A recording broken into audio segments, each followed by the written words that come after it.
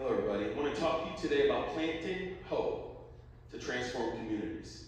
I want to start with a story when we had our daughter. Well, I guess the first question is, how many of you, I don't want to say were born obviously, but do you know in what environment you were born? We don't really always think about that.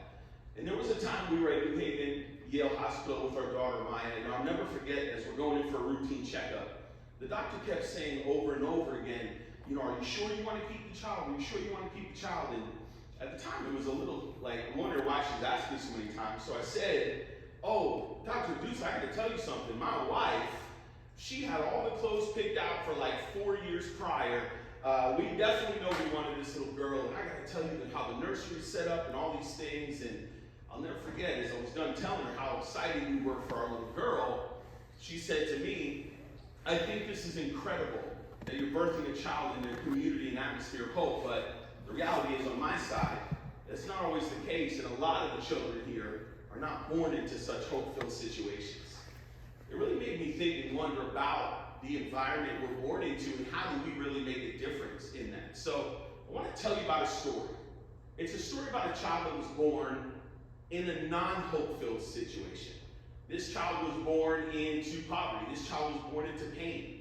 Matter of fact, this child was born, his dad murdered people, he never really knew him.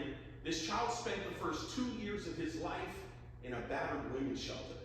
His mother would change his name at 5 years old to protect his identity. And let's just say there wasn't a lot of hope for this child, especially in the environment that he was in. I was thinking the other day about Mr. Rogers, Fred Rogers, good old Fred. It was 54 years ago that he actually said that famous song of Won't You Be My Neighbor. And it got me thinking about how we really know our neighbors. And stats will tell you that people that are 65 and older, it's pretty remarkable. They know 95% of their neighbors. But people that are 35 years old and younger, they only know 5% of their neighbors. 95% of their neighbors they don't know. And out of the 5%, they never really spent time with them or reached out to them. When we think about bringing hope to a community, it usually feels overwhelming. How do we make a big difference? How do we make a big change? Because the reality is, I don't believe that it's going to be this massive impact. I really believe it comes down to the one. Back to our child, he really had a rough upbringing. Our child was in pain. This child would go on at 8 years old to sell his first drugs. He walked out of his house, a car pulled up, and then in that car, somebody said, hey, do you want to make $100? And that child didn't even realize it. He was selling his first drugs. That child at 12 years old would witness his first murder. That child would drop out of 9th grade and never get his GED. That child at 16 years old would find out that he has another child on the way. And I was thinking about social media because the day we live in, the information available has never been greater. But has social media made us more social? I don't think so. Has smartphones made us more smart? I'm not sure. The reality is 218 million Americans have admitted to having an addiction of the internet. And we see studies today showing depression and the mental issues that come. I'm not sure we were all really supposed to have the whole world at our fingertips. And despite all of the technology and all the ways that we can access the world today, it seems that we're almost lonelier than ever. There was a therapist I met as a friend in Madison, Connecticut, and she would tell me that although she's been in practice and she went to school for so many years, she didn't quite sign up to be a millennial therapist. And in all of her time, it's dominated by people and clients that their number one struggle is, how do I deal with perception versus the reality in my life? It's the online world we live in. The number two is, I don't have relationships. Harvard, I forgot what it was called, Harvard just did a study. They spanned everybody from the 60s till now, and they were just trying to find out what was the secret to living long. To our shocking belief, it wasn't a health condition, it wasn't all these things. What they attributed it to was, are you happy with the relationships in your life when you're 50 years old? Neighbors matter, relationships matter, reaching out to people matters. Now let's think about this child. What if things begin to turn around? Because they got pretty dark for a season, right? What if they begin to turn around? And let's just say out of this pain and out of all of this struggle, there was a beacon of hope, and that could be an invite invite to a study. That could be a Cub Scout invite, I don't know, something, right? Bingo hall. But because I think if you see better, you can do better.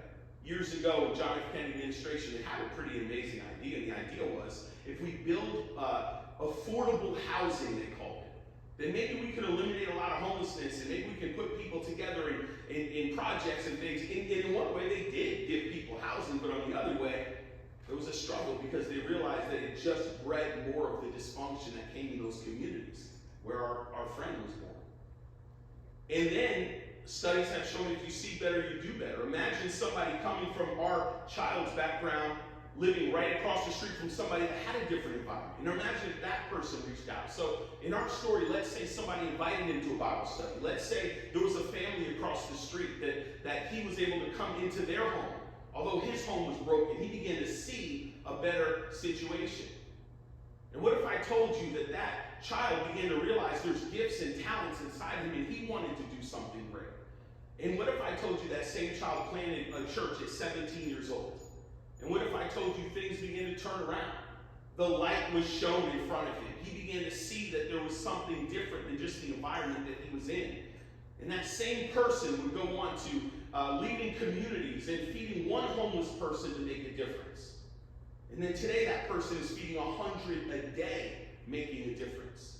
And it's really traced back to one person reaching out with an arm of hope. That person then would go on to feed more homeless and plant more churches. And now we're standing in 70 nations around the world doing humanitarian and becoming a pastor, planting over 40 churches in 27 years. Still no GED. You might have figured it out by that point, but that person is myself. And I'm telling you that there's hope for you. In this story, there was hope for that person. And I really believe that hope can make a big difference. And it really has to do with each person reaching each person. And in our lives, we can't turn down the smile at a neighbor or an invite at a neighbor or reaching out to our neighbors. And I really thought about the 4 things that you can do to make a difference today to impact your communities. And number 1, just be aware. Awareness is so important. A lot of times we just turn a blind eye. But when people are struggling, just be aware. Just be sensitive to those around you. The second thing you can do is contribute to your community in any way. Just make a difference, whether it's a dollar amount or more importantly, your time, your love, and attention. Contribute to your community. The next one, volunteer to soup kitchen.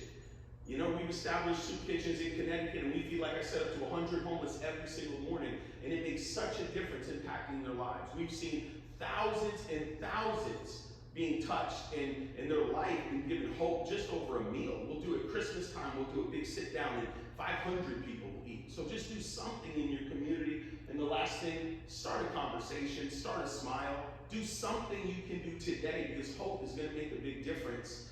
And I look back on the invites I had when it looked like my life was hopeless, and it turned around completely. And so again, back to listening to Fred Rogers, I hope we can make a difference and maybe start looking at one another and saying, I want you to be my neighbor. Thank you for your time.